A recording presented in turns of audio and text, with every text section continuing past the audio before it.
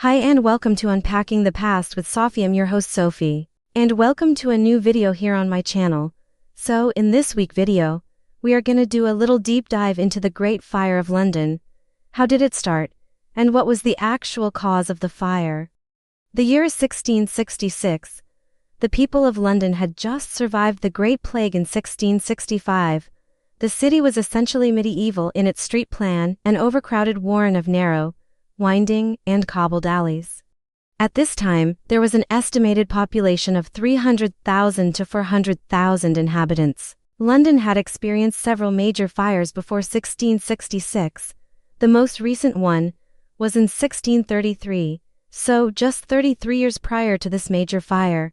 At this time, the buildings were made out of wood and roofing with thatch, which had been prohibited for centuries. But they still continued using these cheap materials. The only major area built with brick or stone was the wealthy center of the city, where the mansions of the merchants and brokers stood on spacious lots, surrounded by an inner ring of overcrowded poorer parishes, in which all available building space was used to accommodate the rapidly growing population. The city was crowded and the house design increased the risk of fire. The typical multi-story timbered London tenement houses had jetties, which were a building technique used in medieval timer frame buildings in which an upper floor projects beyond the dimensions of the floor below, meaning the upper floor level hangs over the floor below. They had a narrow footprint at ground level, but maximized their use of land by encroaching on the street with the gradually increasing size of their upper stories. The fire hazard was well perceived when the top jetties all but met across the narrow alleys. As it does facilitate a conflagration, so does it also hinder the remedy, wrote one observer. In 1661, Charles II had issued a proclamation forbidding the overhanging windows and jetties, but was ignored by the local government. Charles's next, sharper message in 1665 had warned of the risk of fire from the narrowness of the streets and authorized both imprisonment of recalcitrant builders and demolition of dangerous buildings, but it had little impact. Just shortly past midnight, on Sunday, September 2, 1666, a fire broke out at Thomas Farriner's Bakery in Pudding Lane, near London Bridge. It was just 1 block north of London Bridge. This location was in the thick of the medieval city streets. Homes were sandwiched together, and mainly constructed of dry and brittle wood that would catch on fire. The Farriner family woke to smoke coming from the bakery on the ground floor of their house. They escaped out of the upper floor window, although, unfortunately, their maidservant were too scared to leave, and were the first victim of the fire. The long hot summer and the strong wind allowed the fire to spread rapidly. The Farriners' neighbors tried to douse the fire, and after an hour, the parish constables, or was then law enforcement officer, arrived and judged that the adjoining houses should be demolished to prevent further spread. The householders protested, and Lord Mayor Sir Thomas Bloodworth was summoned to give his permission. But when he arrived, the flames were consuming the adjoining houses and creeping towards the warehouses and flammable stores on the riverfront. The more experienced firemen were calling for demolition, but Bloodworth refused on the grounds that most premises were rented and that the owners couldn't be found. Bloodworth is generally thought to have been appointed to the office of Lord Mayor as a yes man, rather than because he possessed the requisite capabilities for the job. But he began to panic when he faced a sudden emergency, and when pressed, made the often quoted remark, "A woman might piss it out," and left. Jacob Field notes that although Bloodworth is frequently held culpable by contemporaries for not stopping the fire in its early stages, there was little he could have done, and given the state of firefighting expertise and the socio-political implications of anti-fire action at that time. Later that same morning, Samuel Pepys ascended the Tower of London to view the fire from its battlements. In his diary, he recorded that the eastern gale had turned the fire into a conflagration.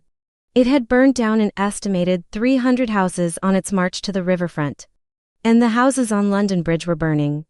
He then took a boat to inspect the destruction around Pudding Lane at close range, describing a lamentable fire, and everybody endeavoring to remove their goods and fling into lighters that lay off, while the poor people stayed in their houses as long as the very fire touched them, and then running into boats, or clambering from one pair of stairs by the waterside to another. Pepys continued westward on the river to the court at Surmise, where people come about me, and did give them an account dismayed them all, and the word was carried into the king. So I was called for, and did tell the king and Duke of York what I saw, and that useless his majesty did command houses to be pulled down, nothing could stop the fire. They seemed much trouble, and the king commanded me to go to my lord mayor from him and command him to spare no houses, but to pull down before the fire every way. Charles's brother James, Duke of York, had offered the use of the Royal Life Guards to help fight the fire, and as mentioned by Pepys, the fire spread quickly in the high wind. By mid-morning on Sunday, people abandoned attempts at extinguishing it and fled. The mass of people, and their bundles and carts, made the lanes impassable for the firemen and carriages. Pepys took a coach back into the city from Surmise, but reached only St. Paul's Cathedral before he had to get out and walk. Pedestrians with hand carts and goods were still on the move away from the fire, heavily weighed down, and they deposited their valuables in parish churches away from the direct threat of fire. Pepys found Bloodworth trying to coordinate the firefighting efforts and near to collapse like a fainting woman, crying out plaintively in response to the king's message that he was pulling down houses. But the fire overtakes us faster than we can do it, while holding on to his dignity and civic authority. He refused James's offer of more soldiers and then went home to bed. When King Charles II sailed down from Surmise in the royal barge to inspect the scene, he found that houses were still not being pulled down, despite Bloodworth's assurances to Pepys, and overrode the authority of Bloodworth to order wholesale demolitions west of the fire zone. By the afternoon, the fire had become a raging firestorm that had created its own weather. A tremendous push of hot air above the flames was driven by the chimney effect, wherever constrictions narrowed the air current, such as the constricted space between the jettied buildings, and this left a vacuum at ground level, which resulted with strong inward winds fueling the flames. The fire pushed towards the city's center in a broad, bow-shaped arc, and by evening, it was already the most damaging fire to strike London in living memory. Having traveled 500 meters or 1.600 feet west along the river. Throughout Monday, the fire spread to the west and north. The spread to the south was mostly halted by the river, but it had torched the houses on London Bridge, and was threatening to cross the bridge and endanger the borough of Southwark on the south bank of the river. The London Bridge, the only physical connection between the city and the south side of the River Thames, had been noted as a death trap in the fire of 1633. However, Southwark was preserved by an open space between buildings on the bridge which acted as a firebreak. The fire spread to the north, reached the financial heart of the city. The houses of the bankers in Lombard Street began to burn on Monday afternoon, prompting a rush to rescue their stacks of gold coins before they melted. There were several observers that emphasized the despair and helplessness which seemed to seize Londoners on the second day of the fire, and the lack of efforts to save the wealthy, fashionable districts which were now menaced by the flames, such as the Royal Exchange, Combined Bourse and Shopping Centre, and opulent consumer goods shops in Cheapside.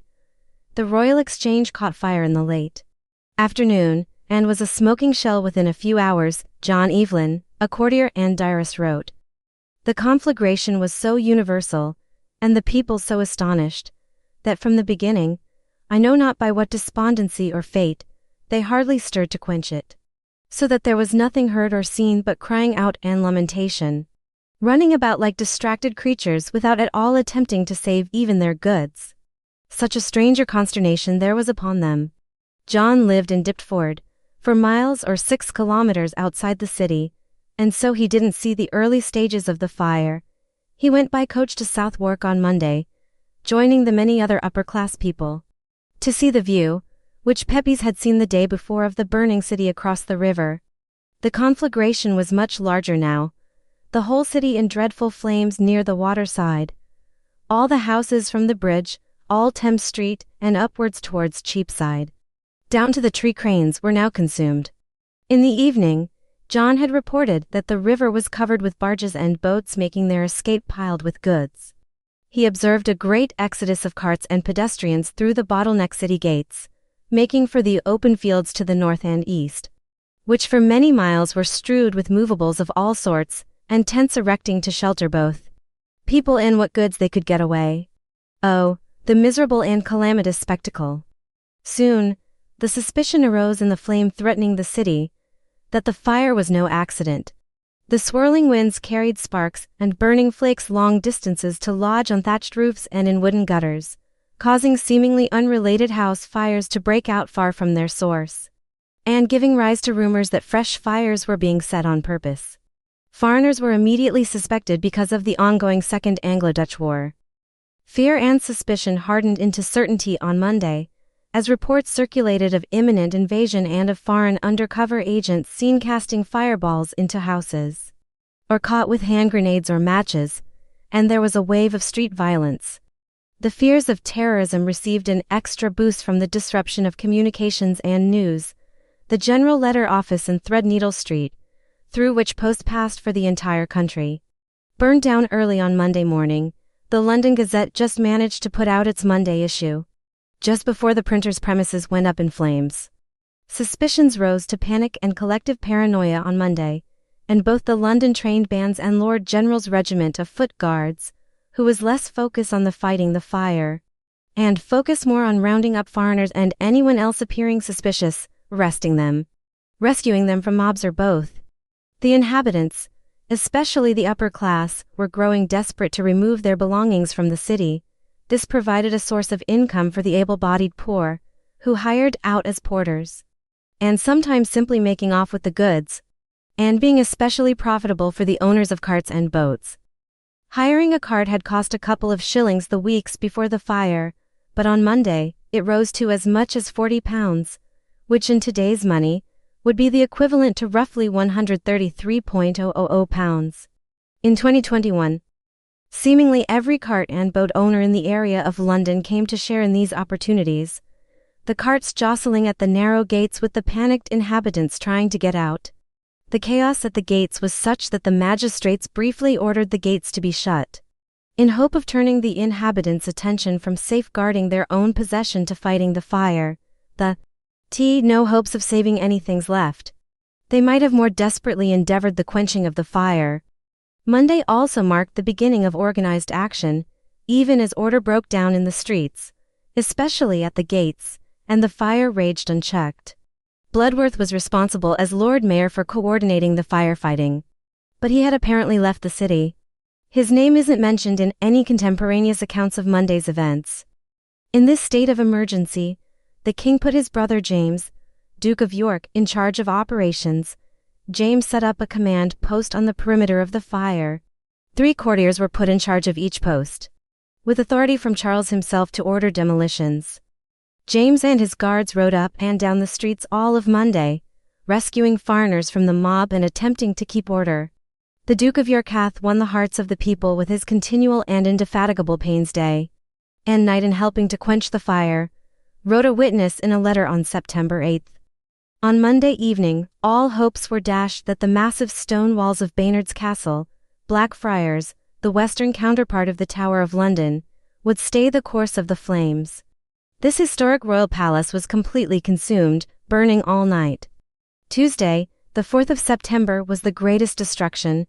The Duke of York's command post at Temple Bar, where Strand meets Fleet Street, was supposed to stop the fire's westward advance towards the Palace of Surmise. He hoped that the River Fleet would form a natural firebreak, making a stand with his firemen from the Fleet Bridge and down to the Thames. However, early Tuesday morning, the flames jumped over the fleet and outflanked them, driving by the unabated easterly gale, forcing them to run for it. By mid-morning the fire had breached the wide affluent luxury shopping to the north of the conflagration, although it was breached at multiple points throughout the day. The flames began to move eastward from the neighborhood of Pudding Lane, straight against the prevailing east wind and towards the Tower of London with its gunpowder stores. The garrison at the Tower took matters into their own hands after waiting all day for requested help from James's official firemen, who were busy in the west. They created firebreaks by blowing up houses on a large scale in the vicinity, halting the advance of the fire, and with its thick stone walls and a wide, empty plaza, which could serve as a firebreak, it was assumed St. Paul's Cathedral would be a safe refuge from the fire. but it had been crammed full of rescued goods. And its crypt was filled with tightly packed stocks of the printers and booksellers in adjoining Paternoster Row. However, as it was undergoing restoration at the direction of Christopher Wren, the church was covered in wooden scaffolding that did also catch on fire on Tuesday night, and within half an hour, the lead roof was melting, and the books and papers in the crypt were burning. The cathedral was quickly a ruin. The wind dropped on Tuesday evening, and the fire breaks, which were created by the garrison, finally began to take effect on Wednesday, September 5th. Pepys climbed the steeple of Barking Church, from which he viewed the destroyed city, the saddest sight of desolation that I ever saw. There were many separate fires still burning. But the Great Fire was over. It took some time until the last traces were put out. Coal was still burning in cellars 2 months later. In Moorfields, a large public park immediately north of the city, there was a great encampment of homeless refugees. Evelyn was horrified at the numbers of distressed people filling it. Some under tents, while others in makeshift shacks. Many were without a rag or any necessary utensils, bed or board. Reduced to extremest misery and poverty, most refugees camped in any nearby available unburned area to see if they could salvage anything from their homes. The mood was now so volatile that Charles II feared a full-scale London rebellion against the monarchy. Food production and distribution had been disrupted to the point of non-existence. Charles announced that supplies of bread would be brought into the city every day, and markets set up around the perimeter. Fears of foreign terrorists of a French and Dutch invasion were as high ever among the traumatized fire victims. There was panic Wednesday night in the encampments at Parliament Hill, Moorfields and Islington. A light in the sky over Fleet Street started a story that 50,000 French and Dutch immigrants had risen and were marching towards Moorfields to murder and pillage. Surging into the streets, the frightened mob fell on any foreigners whom they happened to encounter, and were pushed back into the field by trained bands, lifeguards and members of the royal court. The light turned out to be a flare-up east of Inner Temple, large sections of which burned despite an effort to halt the fire by blowing up Paper House. There are only a few deaths from the fire that are officially recorded, and deaths are traditionally believed to have been few. Porter gives the figure as 8 and Tinniswood as in single figures, although he adds that some deaths must have gone unrecorded and that, besides direct deaths from burning and smoke inhalation, refugees also perished in the impromptu camps. Field argues that the number may have been higher than the traditional figure of 6, but it is likely it did not run into the hundreds. He notes that the London Gazette did not record a single fata Liddy, and that had there been a significant death toll, that it would have been reflected in polemical accounts and petitions for charity. Neil Hansen took the issues with the idea that there were only a few deaths, enumerating known deaths from hunger and exposure among the survivors of the fire, huddled in shacks or living among the ruins that had once been their homes in the cold winter that followed. The dramatist James Shirley and his wife are believed to have died in this way. Neil maintains that it stretches credulity to believe that the only papists or foreigners being beaten to death or lynched were the ones rescued by the Duke of York. That official figures say very little about the fate of the undocumented poor, and that the heat at the heart of the firestorms was far greater than an ordinary house fire, and was enough to consume bodies fully or leave only a few skeletal fragments, producing a death toll not of 8, but of several hundred and quite possibly several thousand. The material destruction has been computed at 13.200 to 13.500 houses, 86 or 87 parish churches, 40 for company halls, the Royal Exchange, the Custom House, St. Paul's Cathedral, the Bridewell Palace and other city prisons, the General Letter Office, and the 3 western city gates, Ludgate, Newgate and Aldergate.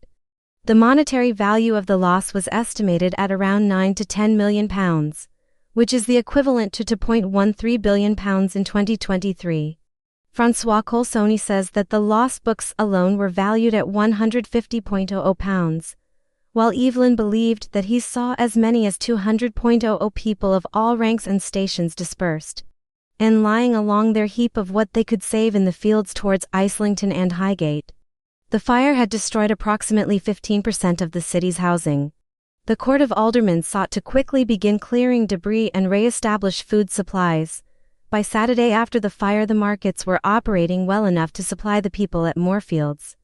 So Charles II encouraged the homeless to move away from London and settle elsewhere, immediately issuing a proclamation that all cities and towns whatsoever shall, without any contradiction, receive the said distressed person and permit them the free exercise of their manual trades. The royal proclamations were issued to forbid people to disquiet themselves with rumors of tumults, and to institute a national charitable collection to support fire victims. The official account of the fire in the London Gazette had concluded that the fire was an accident. It stressed the role of God in starting the flames, and of the king in helping to stem them. But despite this, residents were inclined to put the blame for the fire on foreigners, particularly Catholics, the French and the Dutch. The trained bands were put on guard and foreigners got arrested in locations throughout England. An example of the urge to identify scapegoats for the fire is the acceptance of the confession of a simple-minded French watchmaker named Robert Hubert, who had claimed that he was a member of a gang that had started the Great Fire in Westminster. He later changed his story to say that he had started the fire at the bakery in Pudding Lane. Hubert was convicted, despite some misgivings about his fitness to plead, and got the hanged death penalty. He was hanged at Tyburn on October 29, 1666, after his death. It became apparent that he had been on board a ship in the North Sea and hadn't arrived in London until 2 days after the fire started. A committee was established to investigate the cause of the Great Fire, chaired by Sir Robert Brooke. It received many submissions alleging a conspiracy of foreigners and Catholics to destroy London. The committee's report was presented to Parliament on January 22, 1667. There are different versions of the report that appeared in print, which concluded that Hubert was one of a number of Catholic plotters who were responsible for starting the fire. Abroad in the Dutch Republic, the Great Fire of London was seen as a divine retribution for Holmes's bonfire, the burning of a Dutch town by English forces during the Second Anglo-Dutch War. While in Italy, a pamphlet circulated comparing London to Lucifer in its proud arrogance and its spectacular fall, and in Spain, the fire was seen as a parable of Protestant wickedness. On October 5, Marc Antonio Justinian, the Venetian ambassador in France, had reported to the Doge of Venice and the Senate that Louis XIV announced that he wouldn't have any people. Louis had made an offer to his aunt, the English Queen Dowager Henrietta Maria, to send food and whatever goods might be good aid for the Londoners. And yet he made no secret that he regarded the fire of London as a stroke of good fortune for him, as it reduced the risk of French ships crossing the English Channel being attacked by the Royal Navy. Louis XIV had tried to take advantage of an attempt by a Franco-Dutch fleet to combine with a larger Dutch fleet, which ended in failure on September 17, at the Battle of Dungeness, when they encountered a larger English naval force led by Thomas Allin. There was a special fire court that was set up from February 1667 to December 1668, and again from 1670 to February 1676. The aim of the court, which was authorized by the Fire of London Disputes Act 1666 and the Rebuilding of London Act 1670, was to deal with disputes between tenants and landlords and have decided who should rebuild, based on the ability to pay. Cases were heard and a verdict usually given within a day. Without the fire court, lengthy legal proceedings would have seriously delayed the rebuilding which was necessary if London was to recover. Radical rebuilding schemes poured in for the gutter city, and were encouraged by Charles, but apart from Wren and Evelyn, it is known that Robert Hooke, Valentine Knight, and Richard Newcourt proposed rebuilding plans. It was all based on a grid system, which became prevalent in the American urban landscape, but if it had been rebuilt under some of these plans, London may have rivaled Paris in Baroque magnificence. But according to archaeologist John Schofield, Wren's plan would have probably encouraged the crystallization of the social classes into separate areas. Similar to Haussmann's renovation of Paris in the mid-1800s, Wren's plans were particularly challenging to implement because of the need to redefine property titles. Both the Crown and the city authorities attempted to negotiate compensation for the large-scale remodeling that these plans entailed, but that unrealistic idea had to be abandoned. Exhortations to bring workmen and measure the plots in which the houses had stood were mostly ignored by people worried about day-to-day survival, as well as by those who had left the capital. For one thing, with the storage of labor following the fire, and it was impossible to secure workmen for the purpose. But instead, much of the old street plan was recreated in the new city. According to Michael Hebert, this process accelerated the development of scientific survey and cartographic techniques, which included the development of iconographical city maps. With the reconstruction, there was improvement in hygiene and fire safety. The streets got wider, more open and accessible wharves along the length of the Thames, with no houses obstructing the access to the river, and, most importantly, buildings were constructed of brick and stone, and not wood. The Rebuilding of London Act 1666 banned wood from the exterior of buildings, regulated the cost of building materials and the wages of workers, and set out a rebuilding period of 3 years, after which the land could be sold. And a duty was imposed on coal to support civic rebuilding costs. Most private rebuilding was complete by 1671. The new public buildings were created on their predecessors' sites, which included St. Paul's Cathedral and Christopher Wren's 51 new churches. The English economist Nicholas Barbon illegally reshaped London with his own rebuilding schemes, which developed the Strand, St. Giles, Bloomsbury and Holborn. These were completed despite strict restrictions, which stated it was illegal to build between the City of London and Westminster. In addition to the physical changes to London, the Great Fire had a significant demographic, social, political, economic and cultural impact. The fire had caused the largest dislocation of London's residential structure in its history until the Blitz. The areas to the west of London had received the highest number of new residential, but there was a general increase in the population density of the suburbs surrounding London. Approximately 9,000 new houses were built in the area, of which over 13,000 had been destroyed, and by 1674 thousands of these remained unoccupied. Tenants who did remain in London saw a significant decrease in the costs of their lease. The fire had seriously disrupted the commercial activity, as premises and stock were destroyed and victims faced heavy debts and rebuilding costs, and as a result, economic recovery was slow. The City of London Corporation, heavily borrowed to fund its rebuilding, defaulted on its loans in 1683. As a result, it had its privileges stripped by Charles. The commercial district of London had significant vacancies as merchants who had left the city resettled elsewhere. Charitable foundations experienced significant financial losses because of direct fire-related costs as well as of rental income, but despite these factors, London retained its economic preeminence because of the access to shipping routes and its continued central role in both political and cultural life in England. According to Jacob Field, the reaction to the fire revealed England's long-standing hostility to Catholics, which manifested itself most visibly at times of crisis.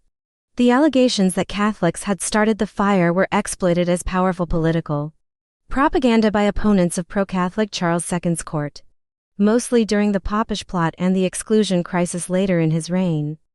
The royalist perspective of the fire as accidental was opposed by the Whig view, questioning the loyalties of Catholics in general and the Duke of York in particular. In 1667, new strict fire regulations were imposed in London to reduce the risk of future fire and allow any fire that did occur to be more easily extinguished.